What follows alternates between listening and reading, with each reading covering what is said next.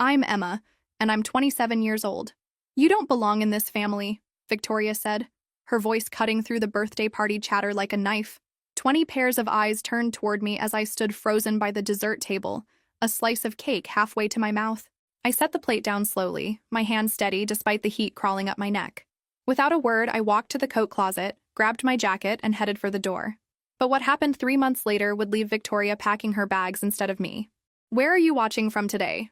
Drop your location in the comments below and hit that like and subscribe button if you've ever felt like an outsider in your own family. You'll definitely want to stick around for what happened next. Now, let me take you back to how this all started. The Thompson family barbecue was supposed to be a celebration of Tyler's 8th birthday. My little half-brother had been talking about this party for weeks, excited about the bounce house Dad had rented and the superhero decorations Victoria had ordered. I'd spent the morning helping set up, arranging tables and hanging streamers, while Victoria directed operations from her lawn chair, claiming her back was acting up again. The guests were mostly Victoria's friends from her yoga class and their children, plus a few neighbors. As Tyler's older sister, I'd brought him his favorite gift, a remote-controlled car we'd been eyeing together at the toy store. His face lit up when he unwrapped it, and for a moment, I felt like I actually belonged at this party. That feeling didn't last long. Victoria had been making subtle digs all afternoon, loud enough for others to hear but delivered with a smile that made them sound almost affectionate. Emma's always been independent, she told Mrs. Patterson from next door when I declined her offer to set me up with her nephew. She prefers keeping to herself rather than family activities. The comment stung because it wasn't true. I'd tried for 8 years to find my place in this reconstituted family, but Victoria had a talent for making me feel like an intruder in my childhood home. Every suggestion I made was politely dismissed. Every family photo somehow managed to crop me out. Every holiday gathering left me feeling more like hired help than a daughter. But this time was different. This time, she'd said it loud enough for everyone to hear, bold enough to make it clear she meant every word. As I drove away from the house where I'd grown up, where my mother's pictures still hung in my father's bedroom, I felt something shift inside me. I wasn't running away anymore. I was planning my return. The next morning, I sat in my downtown apartment, staring at my phone. Dad had called 3 times, texted twice, and even sent an email with the subject line, "We need to talk." Victoria's name hadn't appeared on my screen once, which told me everything I needed to know about her feelings regarding yesterday's incident. My relationship with Victoria had always been complicated, but it hadn't started out hostile. When Dad first brought her home 8 years ago, I'd actually been relieved. He'd been so lost after Mom died, and Victoria seemed to bring light back into his eyes. She was young, energetic, and treated me like a friend rather than a burden. That changed when she got pregnant with Tyler. Suddenly, I wasn't the daughter helping Dad heal. I was the reminder of his first marriage, the obstacle to their perfect new family. The shift was subtle at first. Victoria would forget to mention family plans until the last minute, leaving me scrambling to rearrange my schedule. She'd make dinner reservations for 4 when there were 5 people in the house, claiming she'd miscounted. Then Madison came along 2 years later, and my status in the family became even more precarious. Victoria transformed from subtle to strategic, always having a reason why I couldn't join family activities. I was too busy with college, then too busy with work. I was probably tired from my schedule, wouldn't want to be bothered with kid activities. Dad seemed oblivious to the dynamic, or maybe he chose not to see it.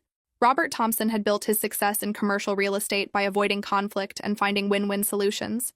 Family drama fell outside his comfort zone, so he defaulted to letting Victoria handle household management while he focused on providing for everyone. The irony was that I genuinely loved Tyler and Madison. They were sweet kids who had no idea their mother was actively working to distance them from their big sister. Tyler especially had always gravitated toward me, asking for help with homework and wanting to show me his latest drawings.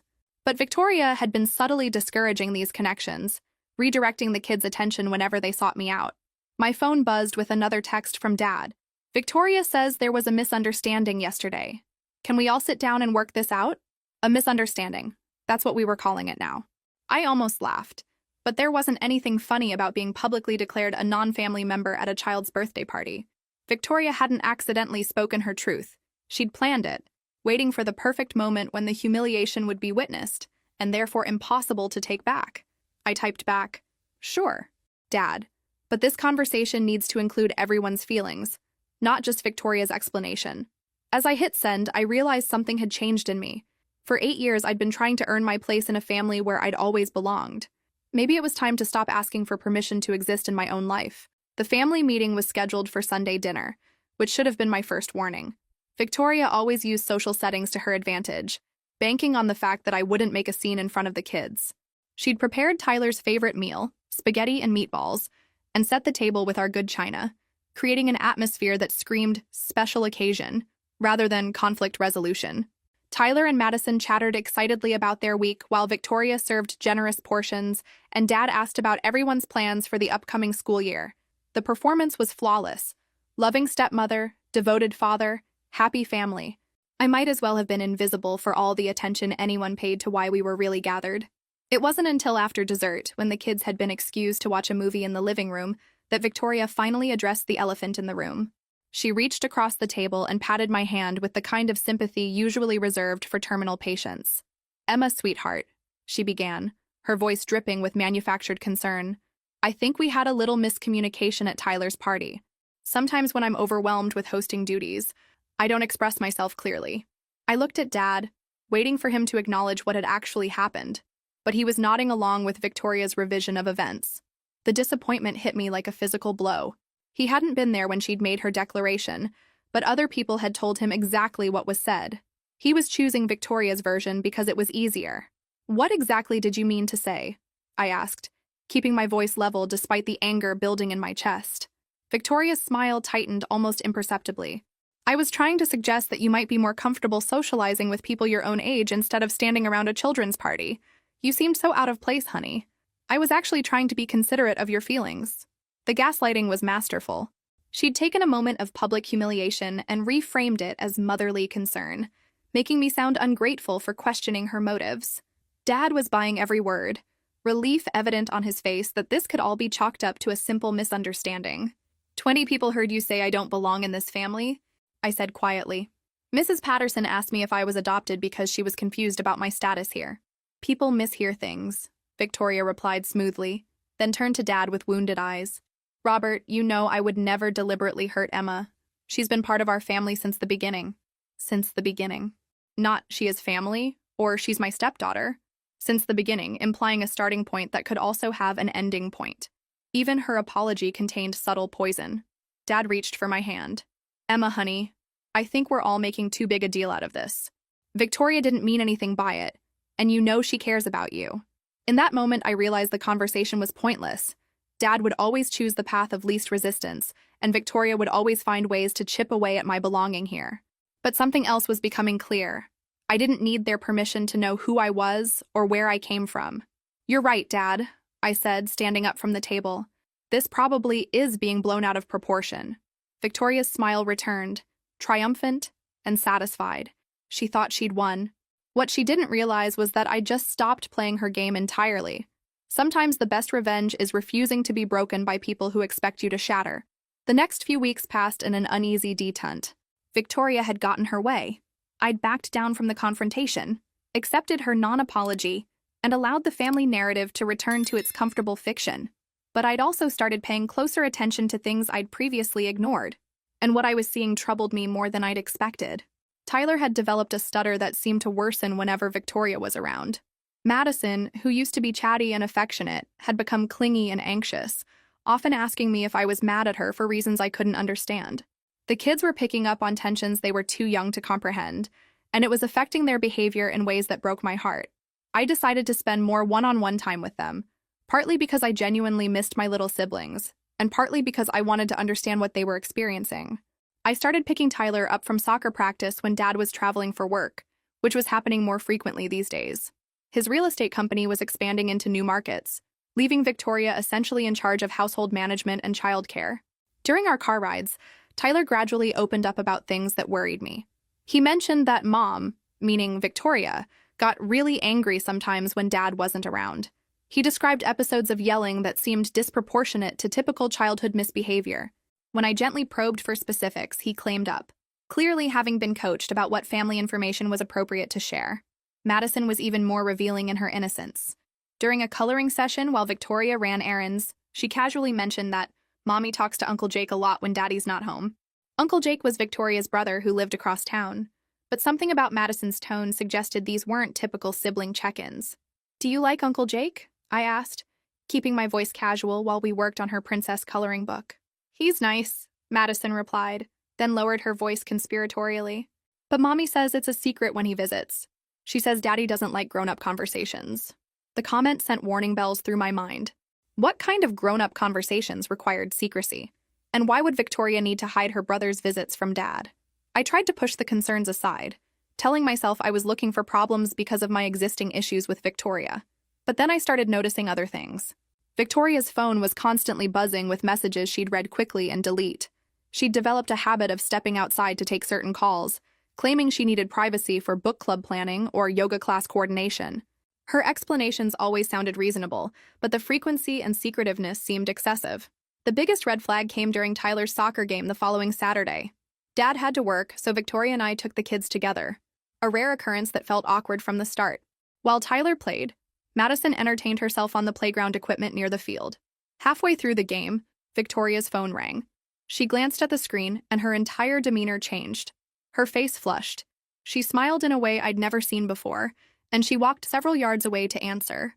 I couldn't hear the conversation, but I could see her body language.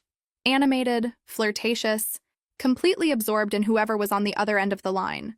When she returned, she seemed flustered and distracted. "That was my sister," she said without being asked. "Family drama, you know how it is." But Victoria didn't have a sister. She had two brothers, Jake and Michael. I knew this because I'd been to family gatherings for 8 years and had specifically asked about Victoria's family structure when she first joined ours. The lie was so casual and unnecessary that it made me wonder what else she'd been dishonest about.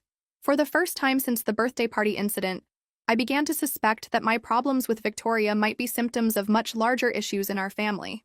The discovery happened by accident 3 weeks later. I'd stopped by the house to pick up some tax documents Dad needed me to review for his business when I heard voices coming from the kitchen. Victoria was supposed to be at her Wednesday yoga class, and the kids were still at school, so I was surprised to find anyone home. I paused in the hallway, not wanting to interrupt what sounded like an intimate conversation. Victoria's voice was softer than I'd ever heard it, almost vulnerable. "I know this is complicated," she was saying, "but things with Robert are getting worse. He's never home, and when he is, we barely talk anymore." A man's voice responded, too low for me to make out the words, but the tone was warm and reassuring. I crept closer, my curiosity overriding my better judgment about eavesdropping. "The kids ask about you constantly," Victoria continued. "Tyler drew you another picture yesterday, and Madison keeps asking when you're coming to visit again. I hate having to make excuses." My stomach dropped. Victoria had been bringing someone around the children, someone they'd developed an attachment to while maintaining secrecy from Dad. This wasn't about her brother Jake or innocent family visits. This was something else entirely. I backed away carefully, my mind racing. Part of me wanted to confront the situation immediately, but I realized I needed more information before making accusations that could destroy our family. If Victoria was having an affair, Dad deserved to know. But I needed proof, not just overheard conversation fragments. Over the next 2 weeks, I became an unwitting detective in my own family's drama. I started paying attention to Victoria's patterns, noting when she claimed to have plans that seemed inconsistent with her actual whereabouts. I tracked her social media posts, looking for clues about her activities and companions. The evidence accumulated gradually. Photos tagged at restaurants during times she'd claimed to beat book club meetings, check-ins at locations across town when she was supposedly running errands nearby. Most damning was a picture posted by one of her yoga classmates showing the group at their Wednesday session, without Victoria, on a day she'd specifically told Dad she was attending. But it was Tyler who provided the most heartbreaking revelation. During another soccer practice pickup, he mentioned something that made my blood run cold. "Emma," he said as we drove home, "why does Mommy say you don't live with us anymore?" I nearly swerved into the next lane. "What do you mean, buddy?" "She told Uncle Jake that you moved out because you didn't want to be part of our family, but you still come over all the time, so I don't understand." Victoria had been telling people, including this mysterious Uncle Jake, that I'd voluntarily distanced myself from the family. She was rewriting the narrative of our relationship, painting herself as the victim of my rejection, rather than the architect of my exclusion. "Tyler," I said carefully, "I've never said I don't want to be part of our family. I love you and Madison very much, and this will always be my home too." "Really?" His relief was palpable. "Mommy said you were probably going to move far away because you were unhappy here." That night, I called Dad and asked if we could have lunch the next day, just the two of us. It was time for him to know what was really happening in his house while he was busy building his business empire. Victoria had been counting on his absence and his conflict-avoidant nature to keep her secrets safe. She'd made one crucial mistake. She'd underestimated how much his children meant to him, and how far I'd go to protect them. Dad looked tired when we met at his favorite downtown steakhouse the next afternoon. The stress lines around his eyes seemed deeper than I remembered, and he'd lost weight since I'd last really looked at him. Building his real estate empire was taking a physical toll that concerned me more than our family drama. "You sounded serious on the phone," he said after we'd ordered. "Is everything okay?" I'd rehearsed this conversation, but actually starting it felt overwhelming. How do you tell your father that his wife might be cheating on him? How do you explain that his children are being exposed to situations they don't understand? How do you reveal that you've been investigating your own family like a detective? "Dad, I need to ask you something, and I need you to really hear me," I began. "How much do you know about what happens at home when you're traveling for work?" His expression shifted from casual interest to concern. "What do you mean?" "Victoria manages everything beautifully. The kids are happy, the house runs smoothly. She's been incredible about handling the domestic side while I focus on expanding the business." "When did you last have a real conversation with Tyler and Madison about their day-to-day experiences?" The question seemed to catch him off guard. "We talk all the time, dinner conversations, bedtime stories when I'm home. They tell me about school, their friends, activities." "Dad, Tyler has developed a stutter that gets worse when Victoria is around. Madison asks me constantly if I'm angry with her, like she's walking on eggshells. And they both mention Uncle Jake visiting frequently when you're not home." Dad frowned. "Jake is Victoria's brother. Of course he visits sometimes. What's wrong with that?" "Victoria told the kids that these visits are supposed to be secret from you. She's also been lying about her whereabouts consistently, claiming to be places where she hasn't actually been, posting photos that contradict her stated schedules." I watched Dad's face carefully as I laid out the evidence. His initial reaction was defensive, the natural response of a man whose marriage and judgment were being questioned. But as I continued, describing specific incidents and inconsistencies, his expression grew troubled. "Emma," he said finally, "I understand you've been having difficulties with Victoria since Tyler's party, but these sound like serious accusations. Are you sure you're not reading more into normal situations because of your feelings about what happened?" The question hurt, but I'd expected it. Dad's entire personality was built around avoiding conflict and finding logical explanations for problems. Accepting that his wife might be deceiving him would require facing the possibility that his second chance at happiness was falling apart. "Dad, 3 weeks ago, I overheard Victoria on the phone with someone discussing how your marriage is deteriorating and how the kids have developed an attachment to this person. This wasn't a casual conversation with her brother about family issues. This was intimate, secretive, and involved our family's private business being shared with someone outside our household." Dad was quiet for a long moment, absently moving food around his plate.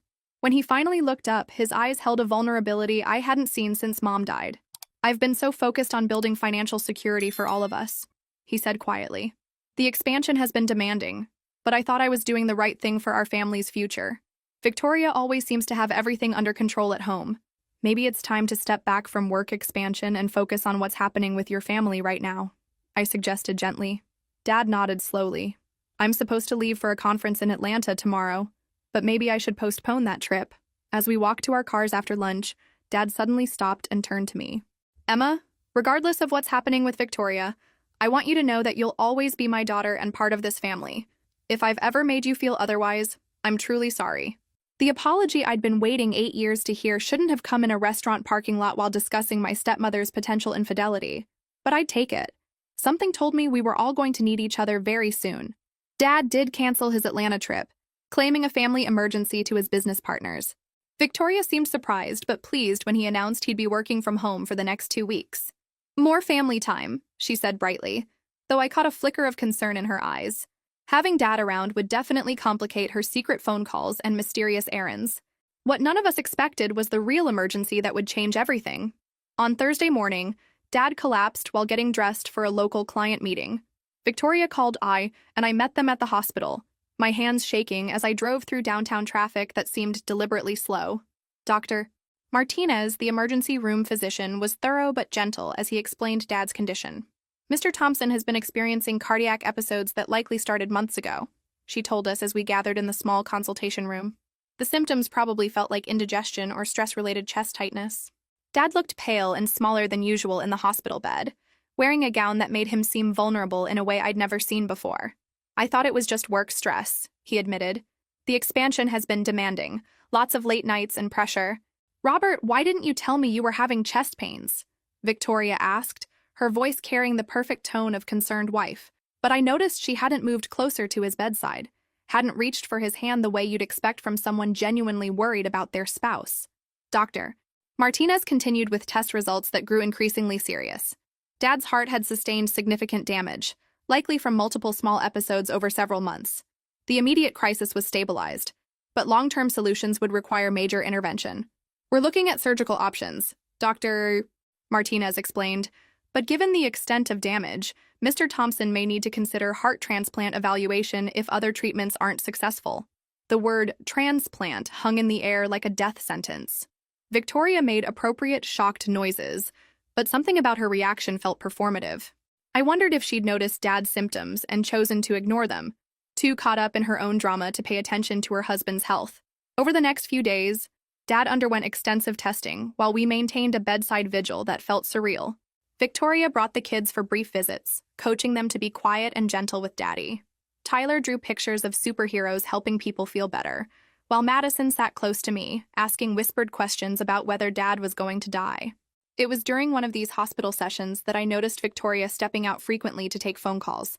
Her excuse was updating family members and coordinating with Dad's business partners. But I recognized the pattern from my recent observations. These weren't crisis management calls. They were the same secretive conversations she'd been having for weeks. The irony wasn't lost on me that Dad's health emergency had created the perfect cover for Victoria's continued deception. She could claim any unusual behavior or unexplained absences were related to stress over his condition, but watching her prioritize phone calls over her husband's medical crisis only reinforced my growing certainty that something was fundamentally wrong with her commitment to our family. On Sunday evening, Dr. Martinez delivered news that would change everything. Dad's condition had stabilized enough for him to go home, but he would need ongoing monitoring and lifestyle changes. More importantly, they wanted to begin testing family members as potential organ donors, just in case the surgical interventions weren't sufficient.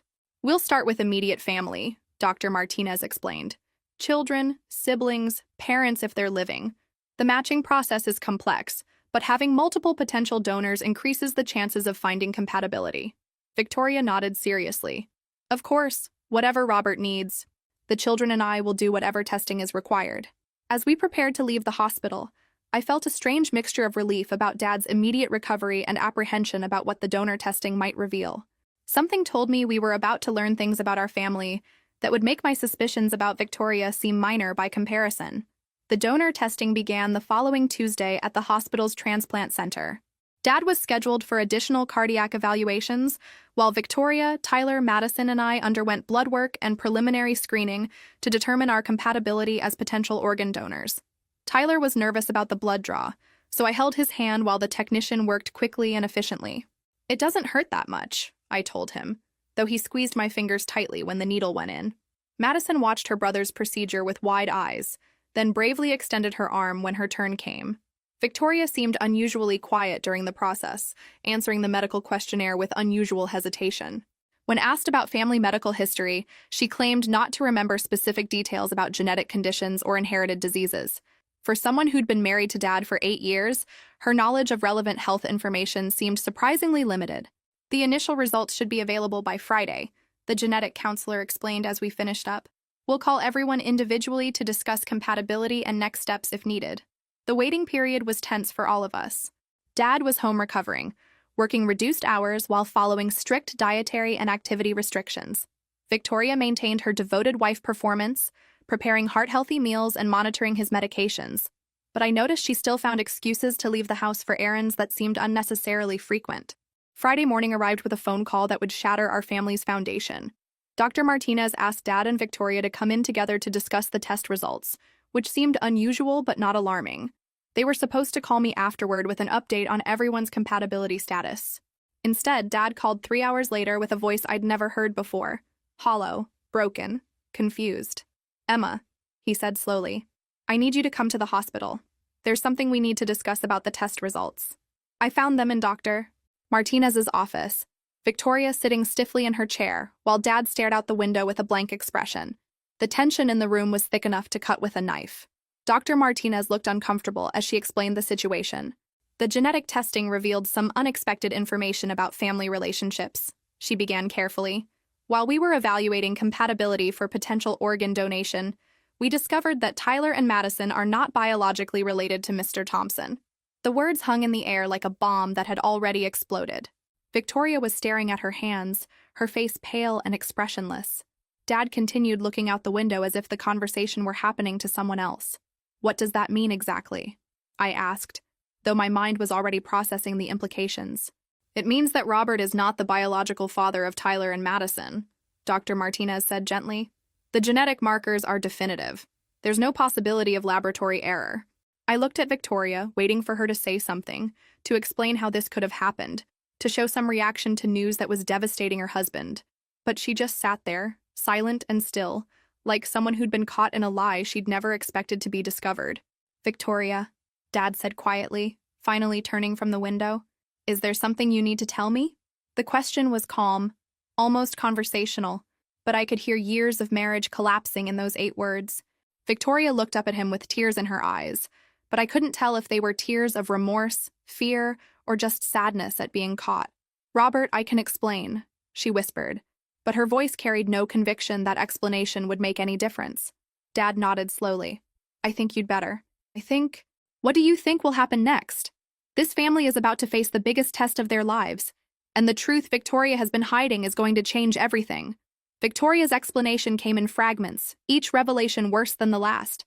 We'd moved to a private consultation room where she could speak freely without medical staff overhearing family business that would soon become a legal matter. Robert, I never meant for any of this to happen, she began, tears now flowing freely down her cheeks. When we first got married, I was so young and overwhelmed. You were grieving Emma's mother, working constantly, and I felt so alone. Dad's expression remained neutral, but I could see him processing each word carefully. 8 years of marriage were being dissected in real time, every memory now suspect. The affair started about a year after we got married, Victoria continued. Jake introduced me to his friend Marcus at a barbecue. We started talking, and it just happened. I was lonely, and Marcus paid attention to me in ways that made me feel special. Jake, the brother whose visits were supposed to be secret from Dad. The family drama I'd overheard on the phone suddenly made perfect sense. This wasn't about sibling support. Jake had been facilitating his sister's affair for years. Tyler and Madison? Dad said quietly, his voice barely audible. How long have you known? I suspected early on, Victoria admitted, unable to meet his eyes. Tyler looks so much like Marcus, and Madison has his mannerisms. But I convinced myself that maybe genetics could skip generations, that maybe they could still be yours. The clinical detachment in Dad's voice was heartbreaking. But you knew there was a strong possibility they weren't mine, and you let me raise them as my children for 8 years. You loved them, Victoria said desperately. You've been such a wonderful father to them. That has to count for something, right? Biology doesn't change the relationship you've built with them. I watched Dad struggle with emotions that seemed too large for any person to contain. These children he'd loved, protected, and planned his future around weren't his biological offspring. The woman he'd trusted with rebuilding his life after devastating loss had been living an elaborate lie for their entire marriage. Where is Marcus now? I asked, needing to understand the full scope of Victoria's deception. Victoria's face crumpled further. He lives in Phoenix. He's married with children of his own. He doesn't know about Tyler and Madison. I never told him I was pregnant when I ended things with him. You ended things? Dad's question carried a note of surprise. When I found out I was pregnant with Tyler, I realized I had to choose. I chose you, Robert. I chose our marriage and our family. I've been faithful ever since Tyler was born. The statement hung in the air, and I could see Dad calculating the timeline in his head. Faithful for 7 years after a betrayal that had produced 2 children. Was that redemption, or just damage control? The phone calls, I said, pieces clicking into place. The secret conversations I've been overhearing. That's been about this situation, hasn't it? Victoria nodded miserably. Jake has been pressuring me to tell you the truth, especially after you got sick. He said it wasn't fair to keep lying when you might need medical treatment that could be affected by family history. And Marcus has been calling because Tyler looks so much like him that people in Phoenix have started commenting. Dad stood up abruptly and walked to the window, his back to both of us. When he spoke, his voice was steady but distant. Victoria, I need you to pack some things and stay with your brother for a while. I need time to think about all of this without you in the house. Robert, please, Victoria begged. We can work through this. I know I should have told you years ago, but I was scared of losing you and the children. Everything I did was because I love this family. Dad turned around, and I saw something in his eyes I'd never seen before. Complete emotional shutdown. You were scared of losing us? He repeated. Victoria, you've built our entire marriage on a lie. Tyler and Madison call me Daddy, but I have no legal rights to them. You've let me plan for their college education, their future, their inheritance, knowing that their real father is living in another state, completely unaware of their existence. The legal implications were staggering. Dad had no parental rights to children he'd raised since birth. Victoria could take them and leave anytime she wanted, and he'd have no legal recourse. The children he'd loved unconditionally were not actually his to protect. Pack your things, Victoria, Dad repeated quietly. I'll stay with the kids tonight and explain what they need to know in an age-appropriate way, but you need to leave so I can figure out what comes next. As Victoria gathered her purse to leave, she turned to me with desperation in her eyes. Emma, you understand complicated family situations. Can't you help me explain to your father that families aren't just about biology? The audacity was breathtaking. After 8 years of making me feel like I didn't belong in this family, she was now asking me to advocate for her right to stay in it. The irony was almost funny, except nothing about this situation was remotely amusing. I think you need to focus on what's best for Tyler and Madison right now, I said carefully. They're going to need stability and truth, not more confusion. Victoria nodded and left the consultation room, leaving Dad and me to process the wreckage of everything we'd thought we knew about our family. The drive home from the hospital was silent. Both Dad and I lost in thoughts too complex for conversation. Tyler and Madison were at Victoria's friend Sarah's house for a playdate that would now need to be extended while we figured out how to handle the most difficult conversation of their young lives. Dad went straight to his bedroom when we got home, closing the door behind him. I sat in the living room, surrounded by family photos that now felt like evidence of an elaborate fraud. Pictures of Tyler's first steps, Madison's kindergarten graduation, family vacations where Victoria smiled at the camera while harboring secrets that would destroy everything. An hour later, Dad emerged looking older than I'd ever seen him. He'd changed into jeans and an old sweater, abandoning the business attire that usually defined him. Emma, he said, sitting heavily on the couch beside me. I need to ask you something, and I need you to be completely honest. I nodded, preparing myself for whatever was coming. How long have you suspected that something was wrong with Victoria? The question was direct and painful. Dad, I've been concerned about her behavior for weeks, but I never imagined anything like this. I thought she might be having an affair, but I had no idea about Tyler and Madison's parentage. The affair you suspected, he said quietly. Tell me what you observed. I walked him through everything. The secretive phone calls, the lies about her whereabouts, the conversations with Uncle Jake that the children were told to keep secret, the intimate phone conversation I'd overheard weeks earlier.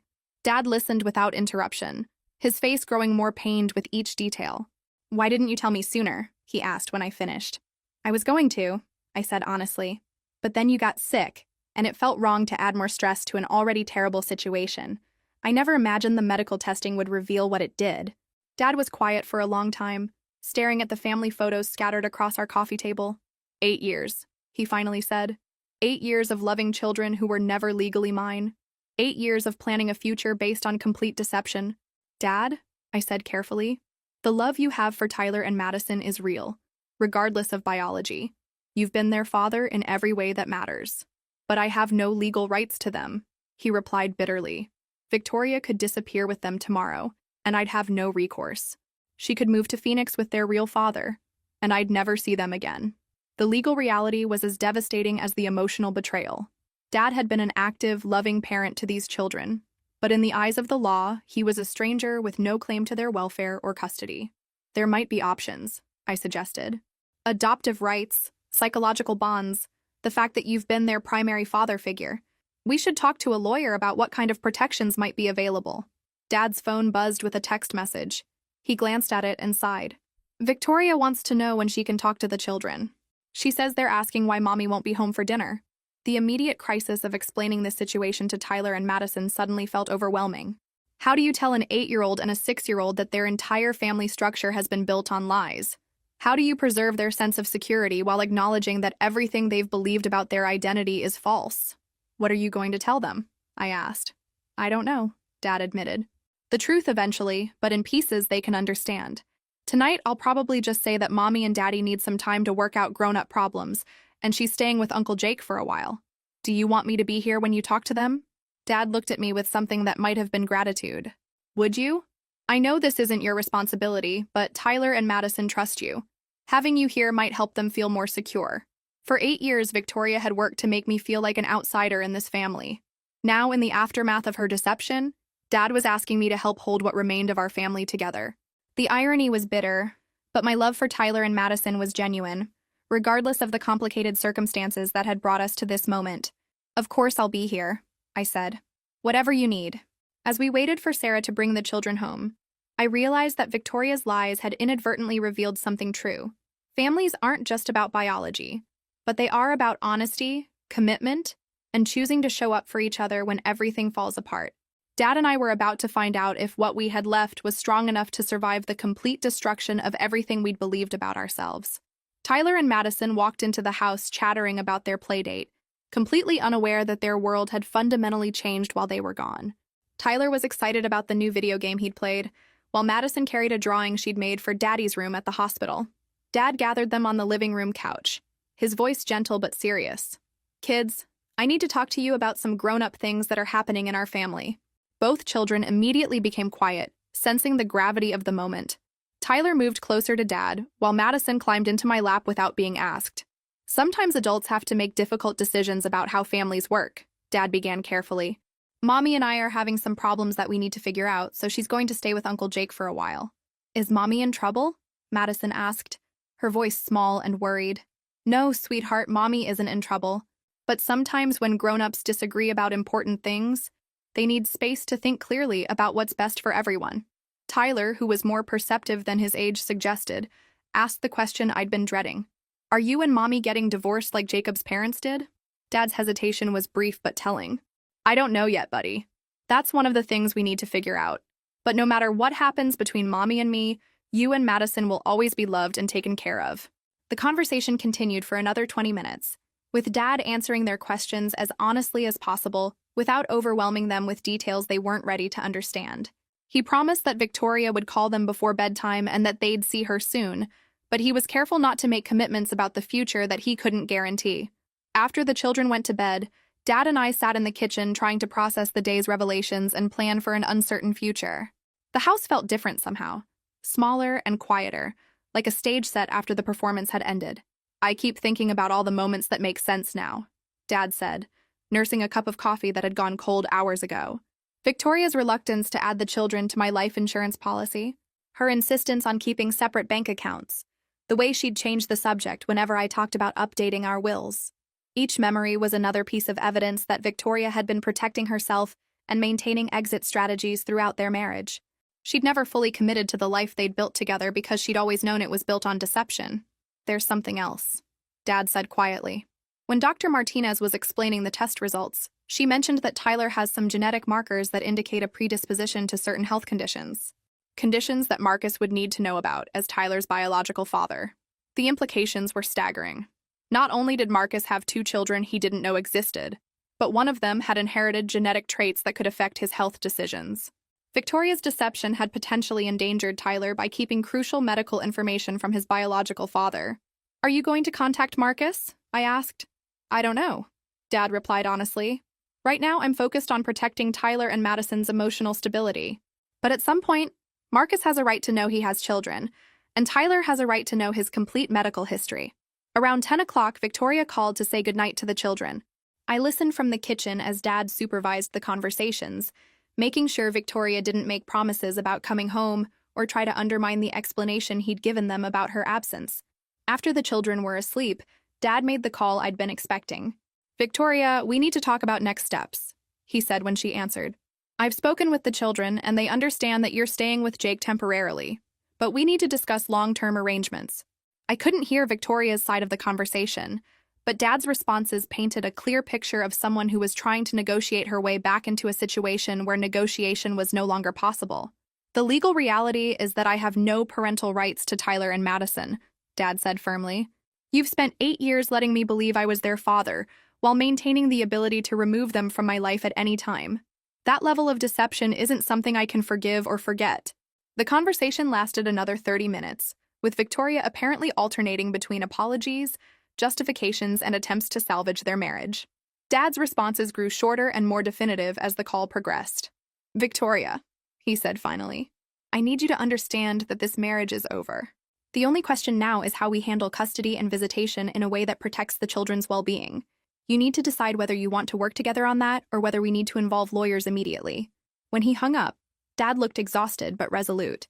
For the first time since I'd known him, he'd drawn a line in the sand and refused to compromise on something that mattered to him. Victoria's betrayal had finally pushed him past his natural inclination to avoid conflict and find middle ground. "How do you feel?" I asked. "Strangely relieved," he admitted. "For months, I've felt like something was wrong but couldn't identify what it was. Now I know." The uncertainty was worse than the truth. As we turned off the lights and headed upstairs, I realized that tomorrow would be the first day in 8 years that our family would exist without Victoria's manipulation and deception. It would also be the first day that Dad and I could rebuild our relationship on a foundation of honesty, rather than walking around the landmines of Victoria's secrets. 3 months later, I was sitting in Dad's kitchen, our kitchen now since I'd moved back home to help with Tyler and Madison, when the final divorce papers arrived by certified mail.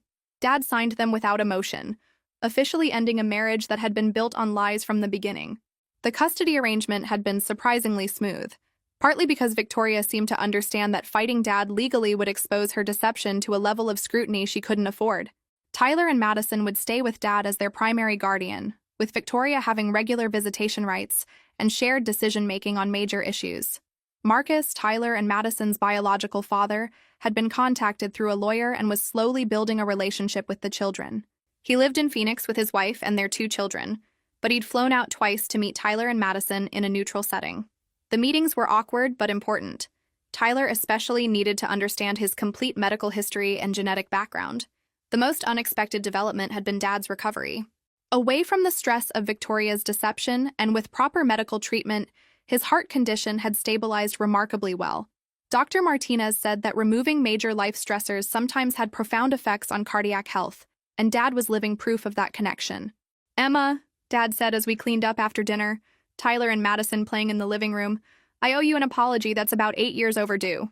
I looked up from loading the dishwasher, surprised by his serious tone. "When Victoria first came into our lives, I was so grateful to feel happy again after your mother died that I stopped paying attention to how her presence affected you. I let her manage family dynamics because it was easier for me, but that meant I ignored how she was systematically excluding you from our family." The apology I'd waited years to hear was finally coming, but in a context I'd never imagined. "I see now that Victoria felt threatened by your relationship with me and your connection to your mother's memory. She worked to minimize your importance in our family because she was insecure about her own place in it. And I let that happen because avoiding conflict was more comfortable than protecting my daughter." Dad sat down at the kitchen table, gesturing for me to join him. "But watching you step up to help with Tyler and Madison these past few months, seeing how much they love and trust you, has reminded me what family actually means. It's not about biology or legal documents or perfect harmony. It's about showing up for each other when everything falls apart." I felt tears beginning to form as years of hurt and confusion finally found resolution. "You've always belonged in this family, Emma. You belonged when you were the grieving 12-year-old who helped me survive losing your mother. You belonged when you were the college student coming home for holidays to a house that Victoria was redecorating to erase your mother's presence. And you belong now, as the adult who dropped everything to help me raise children who aren't biologically related to either of us." The irony was complete. Victoria had spent 8 years trying to prove that I didn't belong in this family, only to be removed herself when her own deception was revealed. Meanwhile, Tyler and Madison, who weren't biologically related to Dad or me, had become the center of a rebuilt family structure based on choice rather than genetics. "Tyler drew something for you yesterday," Dad said, reaching into his briefcase and pulling out a piece of construction paper covered in crayon drawings. "He asked me to give it to you when the right time came." The drawing showed 4 stick figures standing in front of a house: a tall man labeled Daddy, a woman with long hair labeled Emma, and 2 smaller figures labeled Tyler and Madison. At the top, in Tyler's careful 8-year-old handwriting, were the words, "Our family." "He asked me if you were going to stay with us forever," Dad continued. "I told him that you'd stay as long as you wanted to, because this is your home too." From the living room came the sounds of Tyler and Madison arguing over television channels. Normal, everyday sibling disputes that represented the ordinary chaos of family life. These children, who'd been born from Victoria's deception, had become the foundation of our family's rebirth. "Dad," I said, wiping away tears that were equal parts grief and joy, "I'd like to stay. Not just to help with the kids, but because this feels like home for the first time in 8 years." He smiled.